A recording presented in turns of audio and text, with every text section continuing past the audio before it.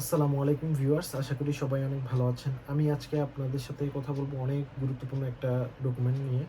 যেই ডকুমেন্টটা ছাড়া আমি মনে করি আপনারা বা আমি কখনোই স্কলারশিপ অ্যাচিভ করতে পারবো না। সেই ডকুমেন্টটার নাম হচ্ছে রিকমেন্ডেশন লেটার অথবা লেটার অফ রিকমেন্ডেশন। সংক্ষেপে যেটাকে আমরা LOR বলে থাকি। তো রিকমেন্ডেশন লেটারটা আপনার স্কলারশিপ অ্যাচিভ করার ক্ষেত্রে খুবই গুরুত্বপূর্ণ একটা রোল প্লে করে। রিকমেন্ডেশন লেটার ছাড়া আমি মনে করি না যে আমরা কেউ স্কলারশিপ অ্যাচিভ করতে পারবো, আনলেস যদি তারা রিকমেন্ডেশন লেটার রিকোয়ার না করে। রিকমেন্ডেশন লেটার যদি তারা চেয়ে থাকে, অবশ্যই এটার পিছনে কারণ আছে এবং তারা এটা থোরোলি রিড করে এটার যে সামারি বের করে তারপরেই তারা ডিসিশন নিবে যে আপনাকে কতটুকু স্কলারশিপ দেওয়া যায় বা আদৌ স্কলারশিপ দেওয়া যায় কিনা। তো রিকমেন্ডেশন লেটারটা বেসিক্যালি কি? রিকমেন্ডেশন লেটারটা কার কাছ থেকে নিতে পারবেন? রিকমেন্ডেশন লেটারটা কয়জনের কাছ থেকে নেওয়া উচিত? অথবা কয়টি রিকমেন্ডেশন লেটার আপনাদের সাবমিট করতে হবে? সেই জিনিসগুলো নিয়ে আমি ডিসকাস করব। আমি আরও কথা বলব হচ্ছে আপনার রিকমেন্ডেশন লেটারের ক্ষেত্রে কতটুকু সময় নেওয়া উচিত।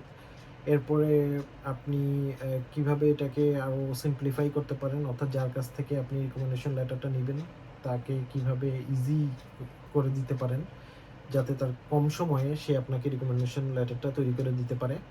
এরপরে হচ্ছে আমি আরও ডিসকাস করব হচ্ছে ২ টা এডিশনাল টিপস যেটা ইউজ করলে রিকমেন্ডেশন লেটারটা মোর অথেন্টিক মনে হবে। তো চলুন শুরু করি। প্রথমেই জেনে নিব রিকমেন্ডেশন লেটার কি? যেহেতু আমি আমার diploma in business management, then honours in finance and investment, then MBA এবং PhD বর্তমানে যেটা করছি। তো এই সবগুলো স্টেপে আমার রিকমেন্ডেশন লেটারের প্রয়োজন ছিল এবং শুধু একটা কপি না অথবা একজনের কাছ থেকে নিতে হয়েছে এমন না। আমার সাবমিট করতে হয়েছিল multiple copies of recommendation letter. যেমন আমি মিনিমাম সাবমিট করেছিলাম হচ্ছে ৩টি। বাট আপনারা চাইলে ৩টেরও বেশি রিকমেন্ডেশন লেটার সাবমিট করতে পারেন। এটা ডিপেন্ড করে। যদি অনেক সময় তারা মেনশন করে থাকে যে এতটির বেশি রিকমেন্ডেশন লেটার দেয়া যাবে না। সেই ক্ষেত্রে আমি মনে করব যে সেই নাম্বারটা ফলো করবেন। আর যদি তারা মেনশন না করে তাহলে মিনিমাম তো ২ টো তো দেয়াই লাগবে। আর ২ টোর বেশি ৩টি দিতে পারলে আরও ভালো। তো এই হচ্ছে রিকমেন্ডেশন লেটার আপনি কয়টা দেওয়া উচিত সেই জন্য বললাম।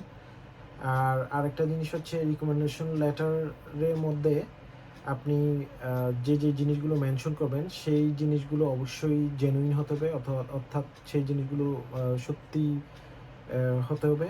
তারপরে হচ্ছে রিকমেন্ডেশন লেটার আপনি কার কাছ থেকে নেবেন? রিকমেন্ডেশন লেটার নেওয়ার জন্য আপনি অ্যাপ্রোচ করতে পারেন হচ্ছে আপনার প্রফেসরকে, অর্থাৎ আপনি যার আন্ডারে রিসার্চ করেছেন, যার আন্ডারে প্রজেক্ট করেছেন তাদের কাছে অ্যাপ্রোচ করতে পারেন। যদি আপনার রিসার্চ বেইস না হয়ে থাকে তাহলে ডিপ্লোমার ক্ষেত্রে আপনি আপনার লেকচারার যার সাথে আপনার সম্পর্ক ভালো তার কাছ থেকে নিতে পারেন। রিকমেন্ডেশন লেটার আপনি তার কাছ থেকেই নিবেন যে আপনার সম্পর্কে ভালো কথা বলতে রাজি থাকবে। ঠিক আছে? আর কারণ হচ্ছে যে অবশ্যই আমরা একটা রিকমেন্ডেশন লেটারে আপনার সম্পর্কে ভালো কথা শুনতে আশা করে থাকবো। এরপরে হচ্ছে যে রিকমেন্ডেশন লেটার নেয়ার জন্য আপনি কিরকম সময় লাগতে পারে? নরমালি আপনি ১.৫ থেকে ২ মাস সময় দিতে পারেন আপনার প্রফেসর অথবা যার কাছ থেকে রিকমেন্ডেশন লেটার নিবেন তাকে।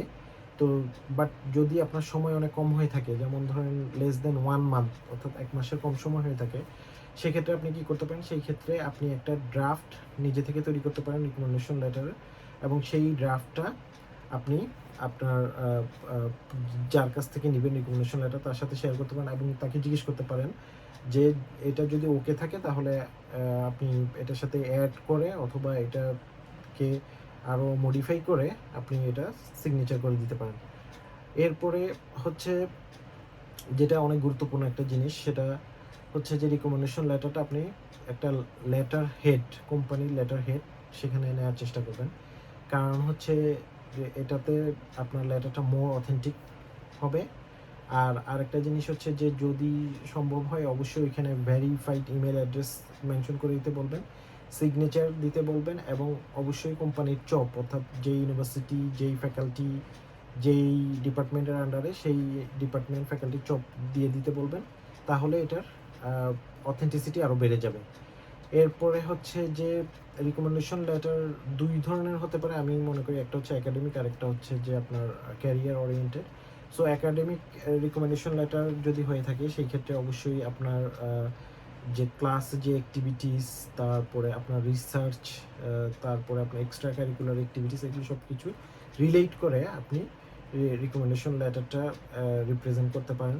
অবশ্যই আমি বলছি যে যদি এটা আপনি আপনি ড্রাফট তৈরি করে দেন তাহলে এক হিসাব, বাট যদি আপনাকে যিনি আপনার প্রফেসর অথবা লেকচারার তৈরি করে দেন তাহলে উনি ওনার মতো করে লিখবে। কিন্তু অবশ্যই উনি যেন আপনার এই বিষয়গুলো সম্পর্কে অবগত থাকে, সেটার জন্য আপনি ওনাকে এগুলোর একটা বর্ণনা লিখে একটা ইমেল করে দিতে পারেন, ঠিক আছে? তাহলে ওনার জন্য ইজি হবে। কারণ এটা তো কখনোই সম্ভব না যে উনি ক্লাসের এত স্টুডেন্টের কার কী অ্যাচিভমেন্ট, সিজিপিএ কত, রেজাল্ট কী, কে কী কাজ করছে সব কিছু উনি মনে রাখবে। সেই ক্ষেত্রে আপনি আপনার যে সমস্ত অ্যাক্টিভিটিস আছে করেছেন, বা যেগুলো আপনার একাডেমিক হাইলাইটেড, যেমন ডিন সার্টিফিকেট, তারপরে হচ্ছে যে আপনি যদি স্কলারশিপ পড়ে থাকেন, সেই সমস্ত জিনিসগুলো মেনশন করা যেতে পারে। তো এটাতে আমি মনে করি যে মোটামুটি একটা প্রেসাইজ এবং সুন্দর কনভিন্সিং রিকমেন্ডেশন লেটার আপনি প্রেজেন্ট করতে পারবেন।